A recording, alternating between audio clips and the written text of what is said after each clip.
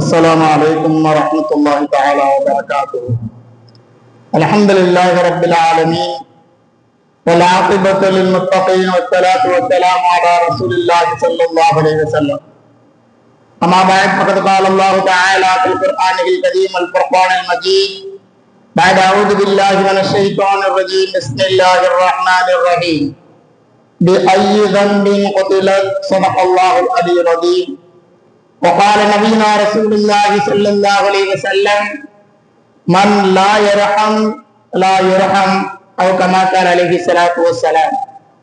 وصدق رسوله النبي الكريم ونحن على ذلك من الشاهدين والشاكرين والحمد لله رب العالمين. கணியத்துக்குரியவர்களே,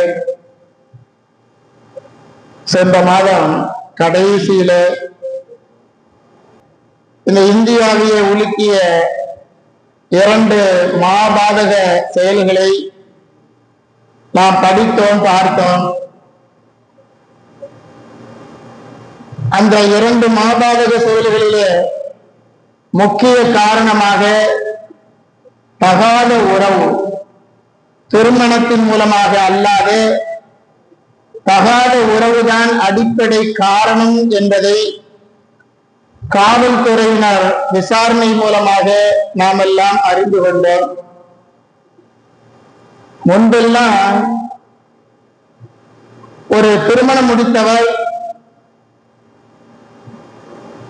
மற்ற பெண்களிடத்திலே, மற்ற மனைவரிடத்திலே யாராவது தகாத உறவு கொண்டு விட்டால் 5 வருஷம் சிறை தண்டனை என்பதாக இந்த இஸ்லாமிய தண்டனை, இந்த இந்திய தண்டனை சட்டத்திலே பிரிவு 497 பிரகாரம் இருந்தது. பிறகு உச்ச நீதிமன்றம் அந்த இந்திய தண்டனை சட்டத்தினுடைய பிரிவு 497 ரத்து செய்து விட்டார். அதாவது 2 திருமணம் முடித்தவங்க ஆணா இருந்தாலும் பெண்ணா இருந்தாலும் சரி, அவங்களா மனமொட்டி அவங்களா சம்மதிச்சு சொன்னா 2 பேரும் எப்படினாலும் இருந்துக்கலாம். இது ஒரு பெரிய தண்டனைக்குரிய குற்றமாக ஆகாது என்பதாக உச்ச நீதிமன்றம் இது கிரிமினல் குற்றம் அல்ல என்பதாக சொன்னதனுடைய விளைவுதான் இந்த சென்ற மாதத்தினுடைய கடைசி நாளில, அதுவும் மே மாதத்தினுடைய 29ஆம் நாளில் 2 மாபாதக செயல்களை நாம் எல்லோருக்குமே ஒரு உதாரணமாக, எடுத்துக்காட்டாக இந்த இந்திய சட்டம் எப்பொழுது பயங்கரமான தண்டனையை இலகுவாக்குகிறதோ அப்பொழுது இதுபோல தவறுகளும் இதுபோல குற்றங்களும் மாபாதக செயல்களும் இன்னும் அதிகமாக நாம் பார்த்து கொண்டே தான் இருக்க போகிறோம். கண்ணியத்துக்குரியவர்களே, இஸ்லாமிய மார்க்கம் என்ன சொல்லுகிறாரு? இந்த தகாத உறவு என்பதை கடுமையாக விமர்சிக்கிறார். எப்படி? அருள்முறை குர்ஆன் சொல்லக்கூடிய வார்த்தை என்ன? பவாஹிஷ்,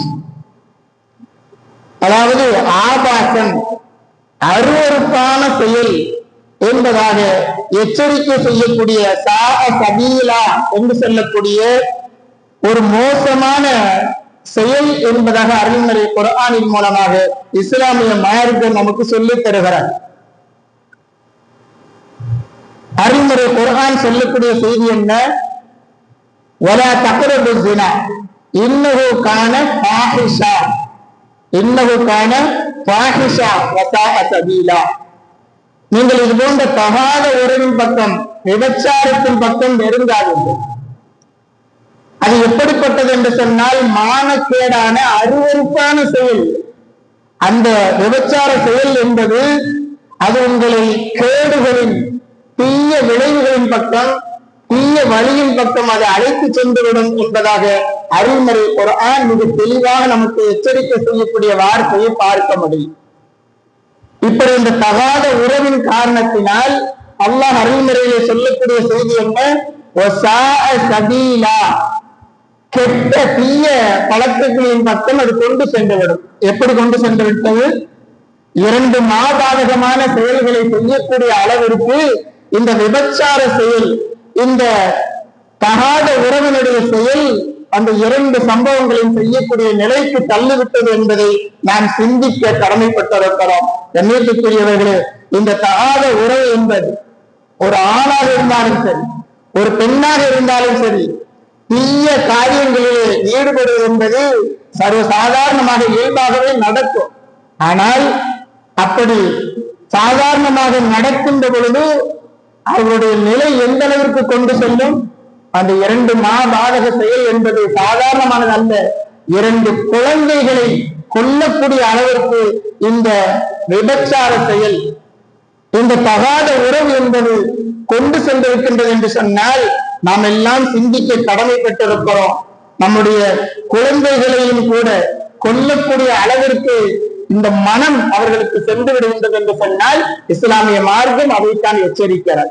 இது போன்ற தீய காரியங்களின் பக்கம் உங்களை கொண்டு சென்றுவிடும். ஆகவே நீங்கள் இது போன்ற தகாத உறவுகளில் இருந்து உங்களை நீங்கள் பாதுகாத்துக் கொள்ளுங்கள். இஸ்லாமிய மார்க்கம் சொல்லித் தரக்கூடிய செய்தியை பாருங்கள். உண்மையான முஃமின் ஒரு முஸ்லீமாக இருந்தால்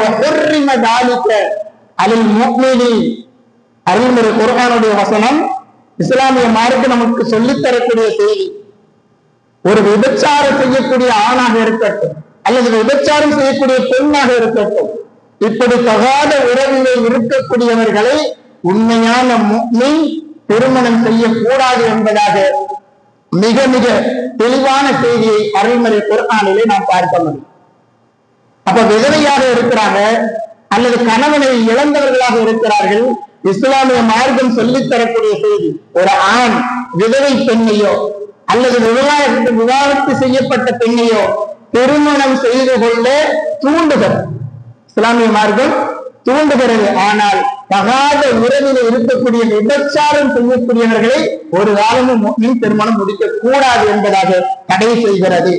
அப்படிப்பட்ட அழகிய முறையில் இருக்கக்கூடிய விதவை பெண் கண்ணியமான முறையிலே தன்னுடைய உடலையும் உள்ளத்தையும் பாதுகாக்கக்கூடிய விவாகரத்து செய்யப்பட்ட பெண் இருக்கின்றாள் என்று சொன்னால் அவர்களை கண்டிப்பாக நீங்கள் என்ன செய்ய வேண்டும்?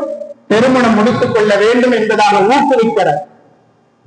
மிக முக்கியமாக நாம் திருமணம் முடிக்கின்ற பொழுது விதவை பெண்ணாக இருந்தாலும் சரி அல்லது விவாகரத்து செய்யப்பட்ட பெண்ணாக இருந்தாலும் சரி, ஏற்கனவே உள்ள கணவனுடைய பிள்ளைகள் அந்த பெண்ணிடத்தில் இருந்தால் அந்த பிள்ளைகளை, அந்த குழந்தைகளை நம்முடைய குழந்தைகளாக நாம் மனமிட்டு ஏற்றுக்கொள்ள வேண்டும். அதைத்தான் இஸ்லாமிய மார்க்கம் நமக்கு கற்றுத் தருகிறார். ஸல்லல்லாஹு அலைஹி வஸல்லம் அவர்கள் உம்மு சலமா ரலியல்லாஹு அன்ஹா அவர்களுடைய கணவர் இறந்த பிறகு அவங்களுக்கு குழந்தை இருக்கு. இறந்த பிறகு அவர்களை திருமணம் முடிப்பதற்காக வேண்டி விதவை பெண்ணாக இருக்கக்கூடிய அந்த பெண்ணை திருமணம் முடிப்பதற்காக வேண்டி நபி ஸல்லல்லாஹு அலைஹி வஸல்லம் தூது அனுப்புறார்.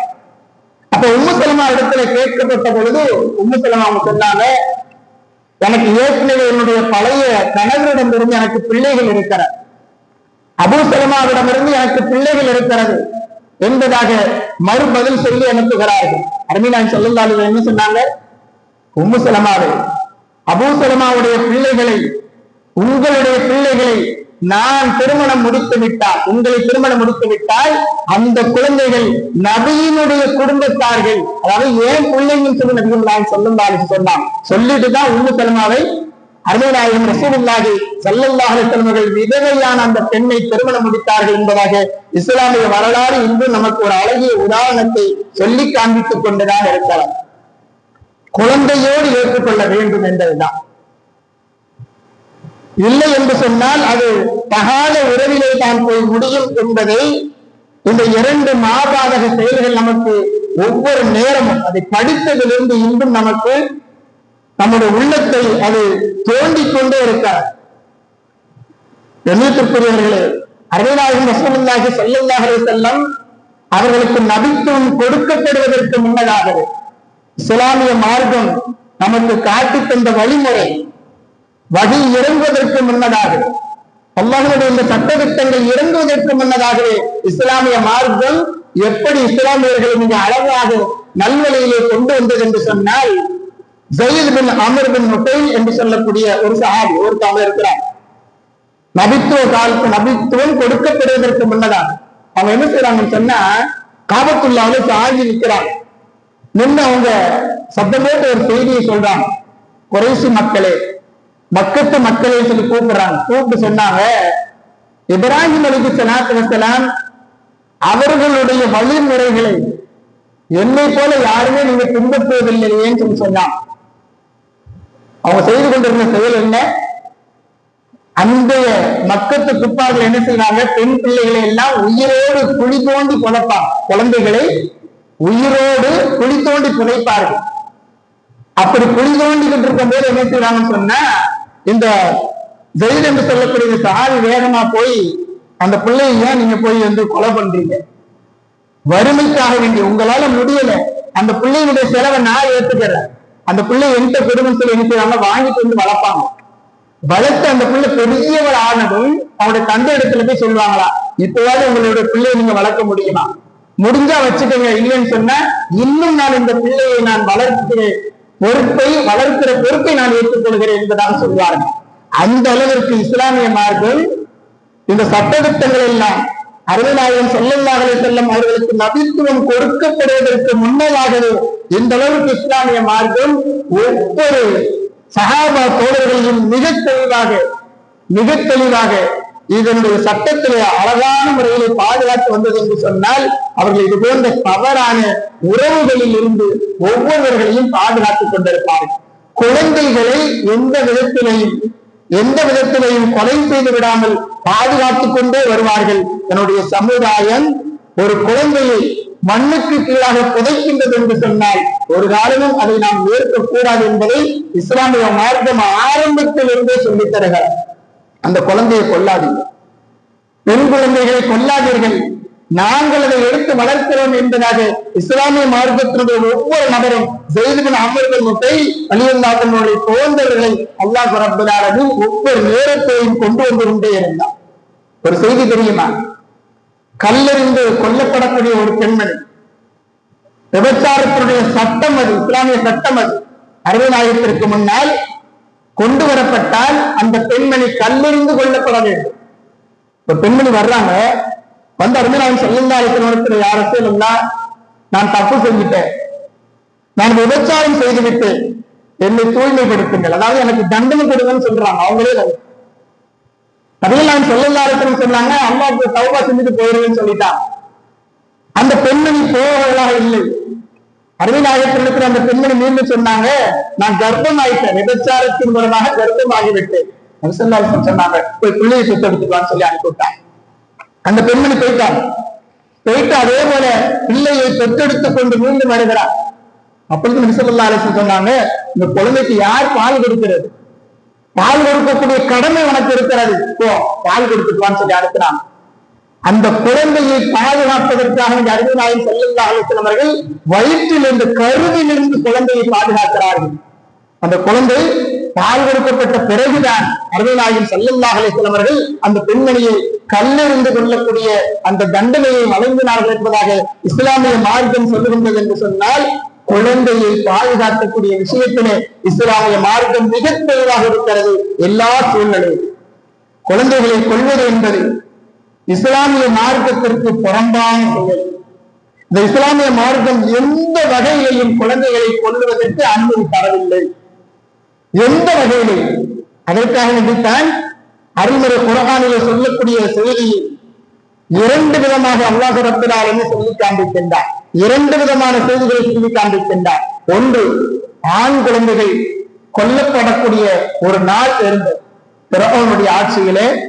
அந்த பிறகவனை ஒரு ஆண் மகன் பிறந்து கொல்லுவான் என்கின்ற செய்தியை அறிந்து கொண்டு எந்த ஆம்பளை பிள்ளை பிறந்தாலும் உடனே கொலை செஞ்சிருவான். இது ஒரு காலம் இருந்தது.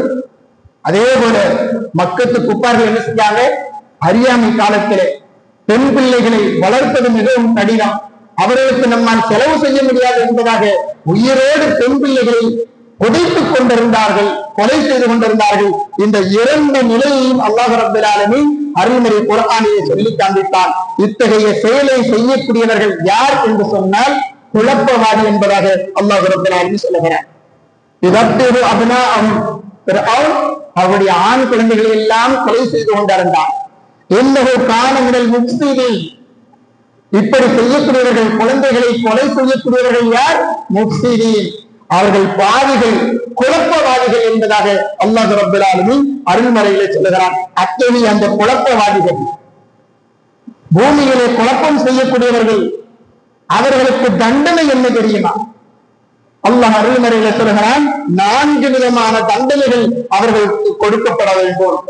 4 வகையான தண்டனைகள் அவர்களுக்கு கொடுக்கப்பட வேண்டும். முதலாவதாக அல்லாஹ் ரப்பல் ஆலமீன் சொல்லக்கூடிய தண்டனை என்ன? அவர்கள் கொல்லப்பட வேண்டும். முதலாவது தண்டனை. இப்படி குழப்பம் செய்யக்கூடியவர்களை முதலாவது தண்டனை அவர்கள் கொல்லப்பட வேண்டும். இரண்டாவதாக அவர்கள் தூக்கிலிடப்பட வேண்டும். மூன்றாவதாக அவர்கள் மாறுகால் வாங்க வேண்டும். நான்காவதாக அவர்கள் ஊரை விட்டு ஒடுக்கப்பட வேண்டும் என்பதாக அல்லாஹ் ரப்பல் ஆலமீன் அருள்மறையில் அந்த 4 தண்டனையும் வழங்கப்படக்கூடியவர்கள் யார்? குழப்பம் செய்யக்கூடியவர்கள், குழந்தைகளை கொலை செய்யக்கூடியவர்கள் என்பதாக அல்லாஹ் ரப்பல் ஆலமீன் இந்த 4 தண்டனையும் அவர்களுக்கு கொடுக்கப்பட வேண்டும். ஏன் என்று சொன்னால், அவர்கள் குழந்தைகளை கொடூரமாக கொல்ல துணிந்த அவர்கள் அருமை நாயகம் ஸல்லல்லாஹு அலைஹி வஸல்லம் சொல்லுகிறார்கள், இரக்கமற்ற அரசர்களுக்கு கண்டிப்பாக சாவு தண்டனை தான் கொடுக்கப்பட வேண்டும் என்பதால் உச்சபட்ச தண்டனையாக இந்த 2 குழந்தைகளை கொலை செய்த அவர்களை மரண தண்டனை வழங்கி அவர்களை தூக்கிலிடப்பட வேண்டும் என்பதுதான் அருள்மறை குர்ஆனுடைய வசனத்தின் மூலமாக நாம் அவர்களுக்கு கொடுக்கப்படக்கூடிய தண்டனை என்பதை நாம் புரிந்து கொள்ள முடிகிறது. கண்ணியத்திற்குரியவர்களே, இஸ்லாமிய மார்க்கம் குழந்தைகளை கொல்வதை விட்டும் தடை செய்கிறது. அருமை நாயகம் ரசூலுல்லாஹி ஸல்லல்லாஹு அலைஹி வஸல்லம் அவர்கள் ஒரு போரிலே ஒரு பெண் ஷஹீதாக்கப்படுகிறார், ஒரு பெண் கொல்லப்படுகிறார். அந்த பெண் சடலத்தை பார்த்து அருமை நாயகம் ரசூலுல்லாஹி ஸல்லல்லாஹு அலைஹி வஸல்லம் அவர்கள் சொன்னார்கள், இனிமேல் எந்த போரிலேயும் சரி, நம்முடைய எதிரிகளாக இருந்தாலும் சரி, பெண்களையோ மிக முக்கியமாக குழந்தைகளையோ நான் கொலை செய்யக்கூடாது. எந்த போரில் எப்படிப்பட்ட எதிரிகள் நம் இடத்துல விட்டாலும் சரி, அவர்களிடையே குழந்தைகள் இருந்தால் அவர்களை கொலை செய்யக்கூடாது என்பதாக அருமை நாயகம் ஸல்லல்லாஹு அலைஹி வஸல்லம் அவர்கள் தடை செய்தார்கள் என்று நாம் பார்த்துக் கொண்டிருக்கிறோம். யகூதிகள், அந்த இஸ்ரேலியர்கள் இன்றும் கூட குழந்தைகளை குறிவைத்து கொன்று கொண்டிருக்கிறார்கள் பார்க்கிறோம்.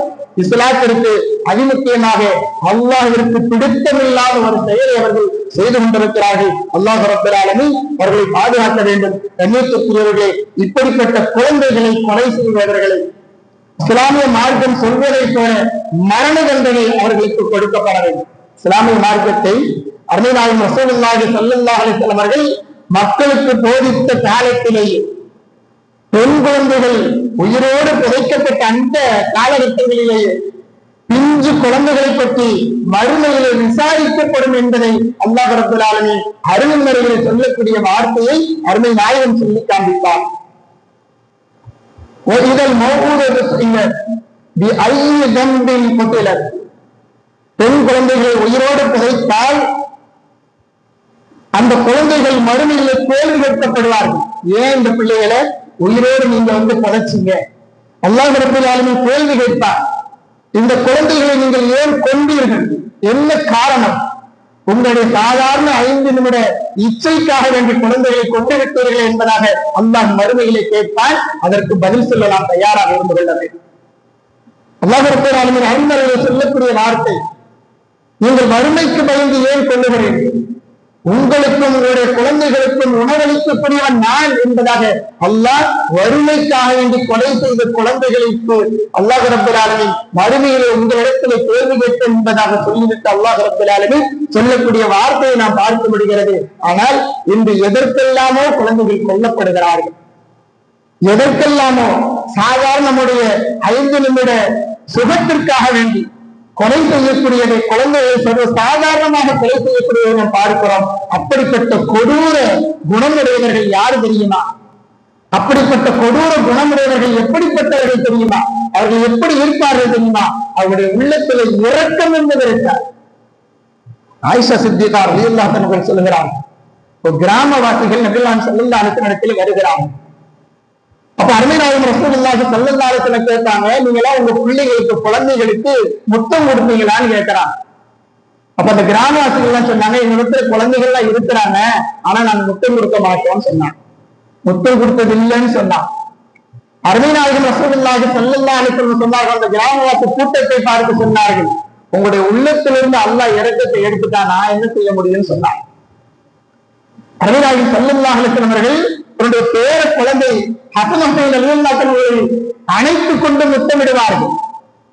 ஒரு நேரத்தில் ஹசன் ரலியல்லாஹு தூக்கி கொண்டு முத்தமிட்டு இருக்கிறான். அப்ப அக்ரா பின் ஹாபிஸ் என்று சொல்லக்கூடிய ஒரு சஹாபி ரலியல்லாஹு அன்ஹு அவர்கள் பார்க்கிறாங்க, ஆச்சரியமா பார்க்கிறாங்க. நபிகள் ஸல்லல்லாஹு அலைஹி வஸல்லம் அவர்கள் முத்தம் எடுக்கிறார்கள், அதை பார்க்கிறார்கள். பார்த்து விட்டு அவங்க சொன்னாங்க, அக்ரா ரலியல்லாஹு சொன்னாங்க, எனக்கு 10 பிள்ளைகள் இருக்கிறாங்க, நான் ஒரு பிள்ளை கூட முத்தம் கொடுத்ததில்லைன்னு சொன்னாங்க. அருமை நாயகம் ரசூலுல்லாஹி ஸல்லல்லாஹு அலைஹி வஸல்லம் அவர்கள் அப்பொழுது சொன்னார்கள், மன் லா யர்ஹம் லா யுர்ஹம். குழந்தைகள் மீது நீங்கள் இரக்கம் காட்டவில்லையா, அல்லாஹ் ரப்பல் ஆலமீன் உங்கள் மீது இரக்கம் காட்ட மாட்டார். யார் இரக்கம் காட்டவில்லையோ அவர்கள் இரக்கம் காட்டப்பட மாட்டார்கள். அருமைநாயகம் ரசூலுல்லாஹி ஸல்லல்லாஹு அலைஹி வஸல்லம் அவர்கள் மிக தெளிவாக சொன்னார்கள், யார் குழந்தைகள் மீது கருணை காட்டுகிறார்களோ அல்லாஹ் ரப்பல் ஆலமீன் அவர்கள் மீது கருணை காட்டுவான் என்கின்ற செய்தியை அருமைநாயகம் ரசூலுல்லாஹி ஸல்லல்லாஹு அலைஹி வஸல்லம் அவர்கள் சொல்லி காண்பித்தார்கள். கண்ணியத்திற்குரியவர்களே, அந்த 2 குழந்தைகளை கொண்ட செய்தியை நாம் படிக்கின்ற பொழுது நம்முடைய நிலைகள் எல்லாம் எப்படி இருக்கிறது பாருங்கள். எதற்கு எல்லாமோ கொலைகள் நடக்கிறது, ஏதாவது குடும்ப சண்டை அல்லது சொத்து தகராறு, அதற்காக வேண்டி கொலை செய்வதை நாம் படித்திருக்கிறோம், பார்த்திருக்கிறோம். நம்முடைய வீட்டுக்கு அருகாமையில் எல்லாம் நடந்து கொண்டிருக்கும். ஆனால் சென்ற மாத கடைசியிலே மே 29 அன்று நடந்த 2 சம்பவங்கள். முதலிலே உத்தரப்பிரதேசத்தில் நடந்த செய்தி. அது சுமித் ரவி என்று சொல்லக்கூடிய தம்பதியர், அவர்களுக்கு 6 சொல்லிட்டு 1.5 வயசு குழந்தை, 1 வருஷமும் 5 மாசம் தான் ஆச்சு பிறந்து. 1.5 வயசு அந்த 6 என்று சொல்லக்கூடிய அந்த குழந்தை அவர்களுக்கு இருக்கிறது. அப்ப இவங்களுக்கு கருத்து வேறுபாடுனால பிரிஞ்சுட்டாங்க. பிரிஞ்ச பிறகு இந்த பெண்ணுக்கு, ரதி என்று சொல்லக்கூடிய அந்த பெண்ணுக்கு அவங்களுடைய சொந்தக்காரர் பையன் விராஜ் சொல்லி ஒருத்தர், அவனுக்கும் இந்த ரதிங்கிறவங்களுக்கும் தவறான தொடர்பு 2 பேருக்கும் வருது. தவறான தொடர்பின் காரணத்தினால் விராஜ் என்று சொல்லக்கூடிய என்ன செய்யறாரு, அந்த ரதியை போய் சொல்லிட்டே இருக்காரு, நம்ம கல்யாணம் முடிச்சுக்கலாம், திருமணம் முடிச்சுக்கலாம்னு சொல்லி. அப்ப அந்த ரதியை சொன்னாங்க, எனக்கு 1.5 வயசு பிள்ளை இருக்கிறான், 1.5 வயசு பிள்ளை இருக்கிறான், நான் எப்படி கல்யாணம் முடிக்க முடியும்னு சொல்லிட்டு அவங்க மறுத்துக்கிட்டு இருந்திருக்கிறான். தகாத உறவின் காரணத்தினால் நடக்கக்கூடிய செய்தியை பாருங்க. இப்ப என்ன ஆச்சு, விராஜுங்கிற வேகமா வீட்டுக்கு போனா அந்த ரதிங்கிறவங்க வெளியே போயிருக்கிற நேரத்தை பார்த்துக்கிட்டான். வெள்ளிக்கிழமை மே 29ஆம் தேதி போன வாரம் போய் அந்த குழந்தைய தூக்கிட்டு வந்து அந்த வீடியோ பார்க்கும்போது நமக்கு எல்லாம் கண்ணு கலங்கு. குழந்தைய தூக்கி அப்படியே கீழே போட்டு அடிக்கிறான், திரும்ப தூக்கி அந்த குழந்தைய தூக்கி தரையில போட்டு சப்புன்னு அடிக்கிறான். அந்த குழந்தை கதறல் கேட்டு எல்லாரும் ஓடி வராங்க. அந்த குழந்தை வேகமா என்ன செய்யறான், போட்டு அப்படி தூக்கி போட்டு போயிட்டான். குழந்தைய தூக்கிட்டு வேகமா ஆஸ்பத்திரிக்கு போறாங்க. அங்க போன குழந்தை உயிர் இல்லை. ஒரு சின்ன குழந்தை என்ன பாவம் செய்தது? இவனுடைய இந்த மோசமான தவறான உறவு முறைக்காக வேண்டி, தவறான உறவுக்காக வேண்டி ஒரு பச்சிளம் குழந்தைய, 1.5 வயசு குழந்தைய தரையில தூக்கி போட்டு அடிக்கிறானா எந்த அளவுக்கு கொடூரமான மனம் படைத்தவனாக இருப்பான். ஆஸ்பத்திரி கொண்டு போனா டாக்டர் பார்த்துட்டு சொல்லிட்டாங்க, ஏற்கனவே இந்த குழந்தை செத்து போச்சு. இப்ப அந்த குழந்தை என்ன தவறு செய்தது? ஏதாவது குடும்ப தகராறா, சொத்து தகராறா? எதுவும் இல்லை. இவனுடைய இந்த மோசமான தகாத உறவு, தான் நினைத்த அந்த பெண்ணிடத்திலே இவன் தகாத உறவை வைத்துக் கொள்ள முடியவில்லையே, அதற்காக வேண்டி இடையராக இருப்பது யார்? இந்த குழந்தை. அதற்காக வேண்டி இந்த குழந்தையை அவன் கொலை செய்தான் என்று சொன்னால் இந்த குழந்தையினுடைய கொலைக்கு பதில் சொல்வது யார்? கண்ணியத்திற்குரியவர்களே, மறுமையை அல்லாஹ் ரப்பல் ஆலமீன் கண்டிப்பாக இந்த குழந்தைக்கு அவர் இருவர்களும் கண்டிப்பாக பதில் சொல்ல வேண்டும். கடைசியில அவன் ஓடிட்டான். கடைசியில் அவனுடைய காலில் சுட்டவனை குடிச்சு கடைசியில் தண்டனை கொடுத்தான். என்றாலும் கூட அந்த பச்சிலம் குழந்தையை கொலை செய்த அந்த சம்பவத்தை பார்க்கின்ற பொழுது நமக்கெல்லாம் கண்கள் கலங்குகிறார். எத்தனை பேர் கல்யாணம் முடிச்சு இத்தனை வருஷம் எனக்கு குழந்தை இல்லையேன்னு சொல்லி எவ்வளவு பேர் அழுதுகிட்டு இருக்காங்க தெரியுங்களா? எவ்வளவு பேர் கஷ்டத்தில் இருக்காங்க தெரியுங்களா? நமக்கு குழந்தை இல்லையே சொல்லி எவ்வளவு செலவு பண்றாங்க, எங்குமெல்லாம் ஓடுகிறார்கள். குழந்தை பேர் இல்லாமல் கஷ்டப்படுகிறார்கள். அந்த 1.5 வயசு குழந்தைய தூக்கி தரையில அடிக்கிறான்னு சொன்னா எந்த அளவிற்கு மோசமான கொடூர மனம் படைத்தவனாக இருப்பான். முதல் சம்பவம் ஊட்டியில நடந்தது. இரண்டாவதாக கேரளாவில் நடந்த விஷயம்.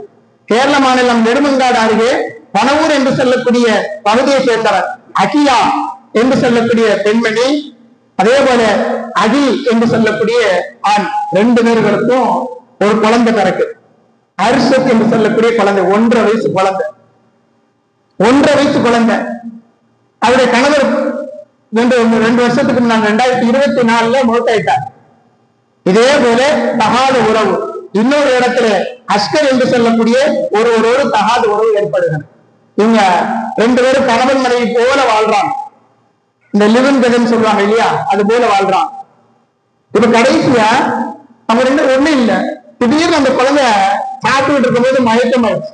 குழந்தைய கொண்டு என்ன செய்யறாங்க, ஆஸ்பத்திரியில யார் தூக்கிட்டு போறா, இந்த தவறான உறவில் இருக்கக்கூடிய அந்த அஸ்கருங்கிற என்ன செய்யறான், அந்த குழந்தை தூக்கிட்டு வேகமா ஆஸ்பத்திரிக்கு போறான். ஆஸ்பத்திரியில போய் இவனே போய் சேர்க்கிறான். சேர்த்துட்டு குழந்தைக்கு என்னன்னு தெரியல, பாருங்க மயக்கம் ஆயிட்டான். அவர் செக் பண்றாரு, என்ன ஆச்சு, என்ன இல்ல சாப்பிட்டுக்கிட்டு இருந்தா, சாப்பிடும் போது தொண்டையில அந்த உணவு மாத்திடுச்சு, சாப்பிட்டு அந்த சாப்பாடு மாத்திடுச்சு, திடீர்னு மயங்கிட்டான். பார்த்தா கொஞ்ச நேரத்தை அந்த குழந்தை மௌத்தாயிடுச்சு. குழந்தையோட உயிர் போயிடுச்சு. அப்போ இவங்களுக்கு ஒரு சந்தேகம் வருது. சந்தேகம் இருந்த உடனே என்ன செஞ்சாங்க, உடனே இத அவங்களை அந்த டாக்டர் மருத்துவர்கள் என்ன செய்யறாங்க, போலீஸ்ல ஒப்படைக்கிறாங்க. அப்ப அந்த குழந்தையை உடற்கூறு ஆய்வுக்காக வேண்டி, போஸ்ட்மார்ட்டத்திற்காக வேண்டி அனுப்புறாங்க. போஸ்ட்மார்ட்டம் முடிஞ்சு அந்த குழந்தைகளுடைய போஸ்ட்மார்ட்டம் ரிப்போர்ட் வருது, உடற்கூறு ஆய்விற்கு வருது. வந்த உடனே எல்லாருக்கும் ஆச்சரியம். அந்த உடற்கூறுல அந்த போஸ்ட்மார்ட்டம் ரிப்போர்ட்ல பாக்குறாங்க, வெளியீட்டுக்குரியவர்களை நன்றாக கவனிங்கள், அதே போல 1.5 வயசு பிள்ளைதான் இருக்கும், 1.5 வயசு பையன். அந்த உடற்கூறு ஆய்வில் எழுதப்பட்ட செய்திகளை பார்த்த உடனே ஆச்சரியப்படுகிறார்கள். அந்த ஆய்வறிக்கையின்படி அதுல அந்த குழந்தையினுடைய உடலிலே 91 காயங்கள் இருக்கிறது. 91 காயம். அது மாத்திரமில்ல, விழா எலும்புல 7 இடத்துல அந்த விழா எலும்பினுடைய முறிவு இருக்குது. போஸ்ட்மார்ட்டம் ரிப்போர்ட்ல அப்படியே இருக்குது. அதை பார்க்கிறாங்க. மூளை அதே போல மார்பு பக்கம் பயங்கரமான ரத்த கசிவு இருக்குது. என்ன செஞ்சிருக்காங்க தெரியுங்களா, இந்த 1.5 வயசு பிள்ளைய கீழே படுக்க போட்டு நெஞ்சில ஏறி மிதிச்சிருக்கான்.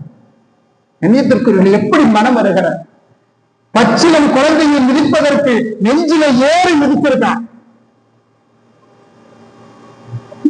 அந்த அளவிற்கு அந்த குழந்தையை 1 மாச காலமாக சித்திரவதை செய்து, எதன் காரணமாக, தகாத உறவு.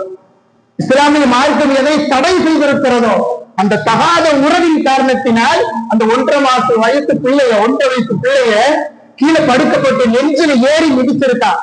அது மாத்திரமல்ல, அவன் குடிக்கிற அந்த சிகரெட்டினுடைய சூட்டை அந்த குழந்தைக்கு வச்சிருக்கிறான்.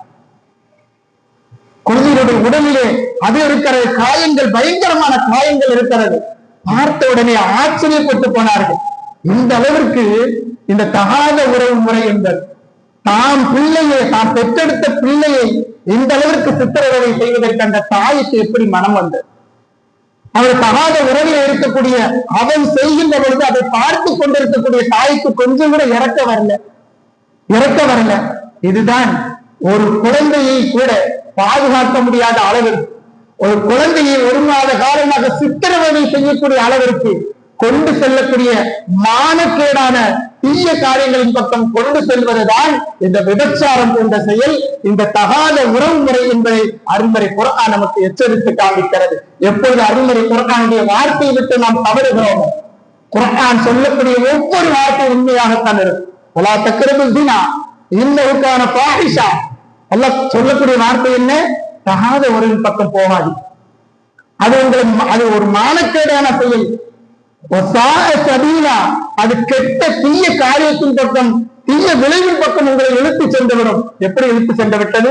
1.5 வயது குழந்தையை கொலை செய்யக்கூடிய அளவிற்கு கொடூரமான எண்ணத்தை கொண்டு வந்திருத்தது என்று சொன்னார். எண்ணியத்திற்குரியவர்களே, இஸ்லாமிய மார்க்கம் ஒவ்வொரு நேரத்திலும் நமக்கு அழகிய உபதேசங்களை செய்து கொண்டுதான் இருக்கிறது.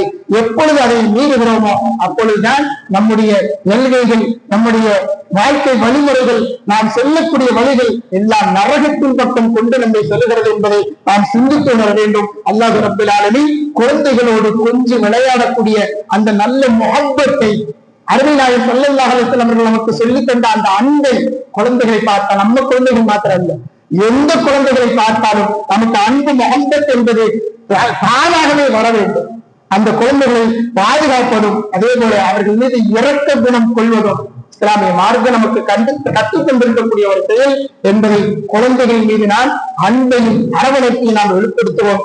மிக முக்கியமாக அல்லாஹ் ரப்பல் ஆலமீன் பாவமறியா அந்த பிஞ்சுகளுக்காக வேண்டி நாம் துஆ செய்வோம். அல்லாஹ் ரப்பல் ஆலமீன் இந்த துன்யாவிலே வாழும் காலம் எல்லாம் எதை ஹலால் ஹராம் என்பதாக பேணி நடக்கும்படி இஸ்லாமிய மார்க்கம் நமக்கு சொல்லித் தந்திருக்கிறதோ அதன் பிரகாரம் நாம் வாழுவோம். அல்லாஹ் ரப்பல் ஆலமீன் நம் அனைவர்களையும் இந்த துன்யாவிலே வாழும் காலம் எல்லாம் ஹலால் ஹராமை பேணி வாழக்கூடியவர்களாக, நம்முடைய குடும்பத்தார்கள் நம்முடைய குழந்தைகள் மீது முஹப்பத்தோடு கடைசி வரை வாழக்கூடிய அந்த நல்ல இரக்க குணத்தையும் அல்லாஹ் ரப்பல் ஆலமீன் நம் அனைவர்களுக்கும் தந்து அருள் பாலிப்பானாக.